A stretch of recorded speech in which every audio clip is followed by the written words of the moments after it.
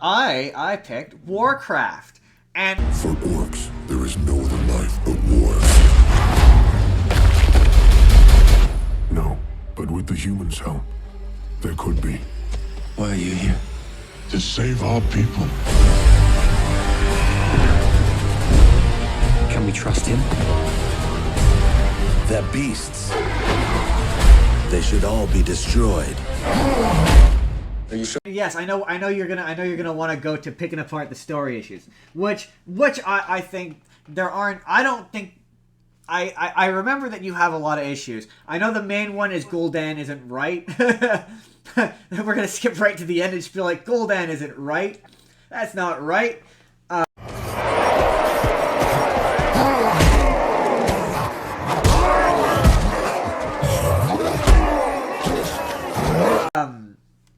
But the problem is it's been so long since I've seen it.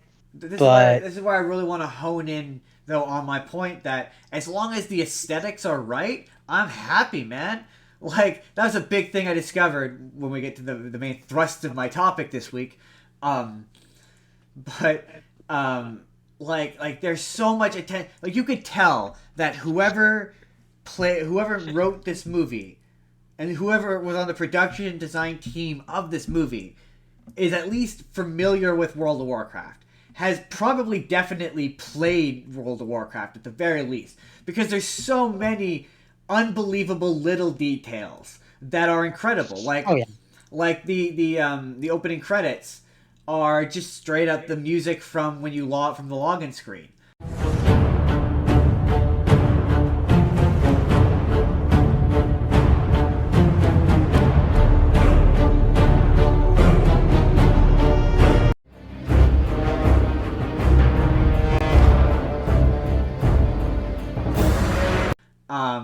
The dwarves. The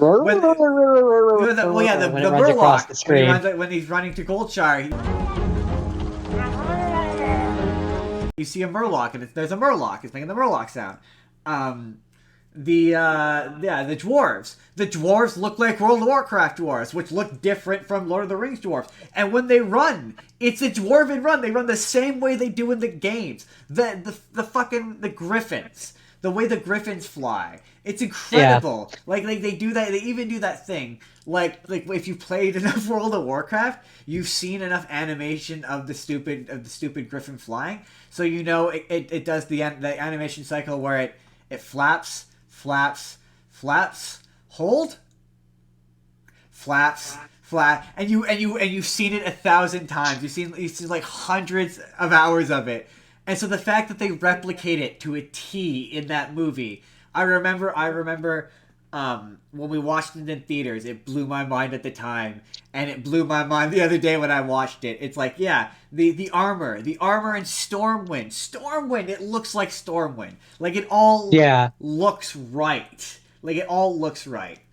But yeah, they sure fucked up Gul'dan. Like and a lot of it is like, man, all I could see was like all of the stories that you could tell, all the other movies you could make out of this that would be interesting, like why can I never remember its name? But Varian Wrynn in the Gladiator ring, or even a prequel where it's the lead up to where it's Rise of the Horde, like just doing a straight Rise of the Horde adaptation where it's like, yeah, you see the slow. Sorry? The slow corruption. Yeah, the slow. I said I love that. Yeah, the slow compromise that you really are. You're missing Ner'zhul. Ner'zhul is such a major part of that story, and he's missing from the movie, and to the detriment of that story. It just kind of jumps to the end of the orcs conflict already having happened on Draenor. Like, yeah, do a movie about that, and you can, because the CGI on the orcs is phenomenal. Like, they're so expressive, they're so believable. Like, the fight sequences are so believable looking. It's a truly remarkable movie and just how it looks. And what was interesting is while I was watching it, I sort of discovered how little I knew about World of Warcraft lore because I was reading about each of the characters. And it's like, yeah, the story is like they've condensed it. So it's like they've taken like what happens over several years and condensed it into like one movie.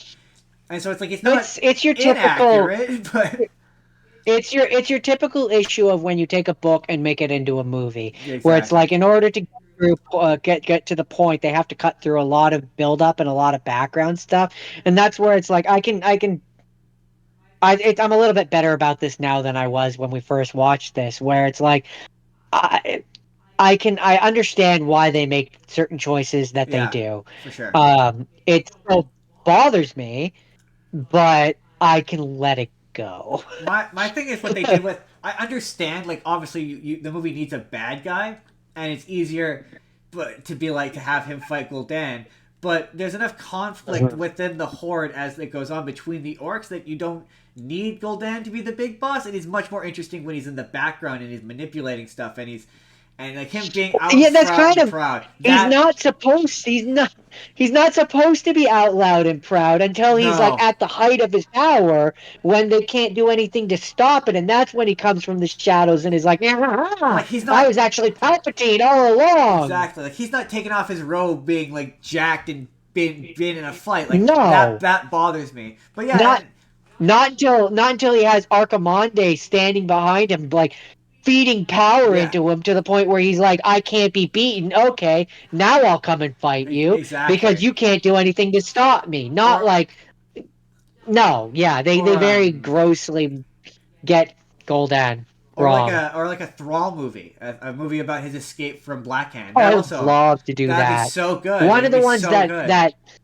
one of the ones that I would love to see them do, and I mean, Lochner, they're Loch. the Oh, I can't visual remember his name. the visualness of it would be fun. Is I would love to see Arthas's story. Yeah, yeah, or His Arthas. Yeah, that's another one that would be fall fun. his fall to becoming the Lich King. Have the movie end with him. Literally have it end with him just sitting on the frozen throne, and Yeah, have it be that scene that they have in the book where it's his inner self arguing with the spirit of Ner'zhul, and it's like they're all wrestling inside of him. There's so many of the like or God, the destruction of Dalaran, him going through Silvermoon to go for that. Like there's so right? much But my thing with visually, and you have Kulthazad with him, who is a freaking lich, and you get to see the visualization of that in like realistic. There's so much cool shit the with only with thing with the Arthas. only thing with Arthas that makes it hard is yeah they cut out Ner'zhul. And without how do you do it? Yeah, so you'd have to do again an orc prequel movie, which again I would totally watch. Maybe retcon some of the details. But yeah, my main point is ultimately that there's definitely like there's a love for Warcraft there. Like there's so much weird specific like detail that they just get right in a way that other I think Blizzard helped make it, and I think that's part of why they get a lot of those yeah details right. yeah As for how you would do that, the Lich King without Ner'zhul, what you do is if you want to continue it in this universe, is you have the sequel be a prequel, which shows the rise of the Horde. You have it where Ner'zhul is there, and in that he gets destroyed by not Sargeras, not Archimonde, Kil'jaeden. No, Killjoy which one was the one that corrupted them? Kil'jaeden. Killjoy You have it where Kil'jaeden essentially like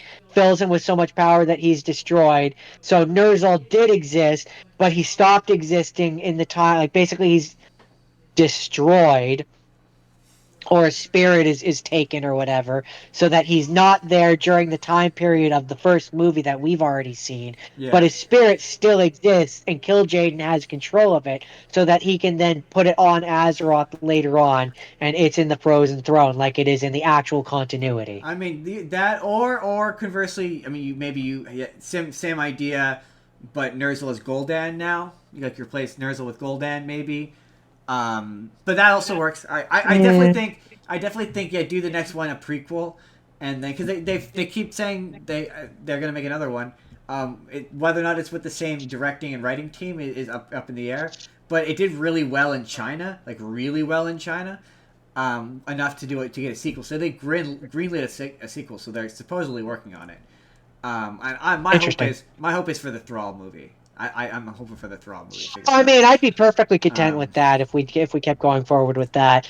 But I would also love if we did a Rise of the Horde one because I but love that story. yeah, if for me, up to me, do a prequel, do Rise of the Horde, do introduce Kil'jaeden, and have him be like your Thanos, like a shadowy figure who you don't see, but you just kind of see the shape of, and then Because from what I have him remember be like your of the lore, culminating big bad, and then do like 2 or 3 movies. But they're nervous because they didn't do well um, here. because from what I remember from the actual lore, when they come through the dark portal, Gul'dan is pretty much in control at that point. Like he's in the shadows, he's controlling Yeah. Blackhand, but he is like he's stepped out of the shadow of Ner'zhul, and Ner'zhul is like less of a thing. So like you could easily have it where Ner'zhul is a thing, and like he just comes into play later. Well, the movie completely cuts out the Shadow Council, so there's no Shadow Council.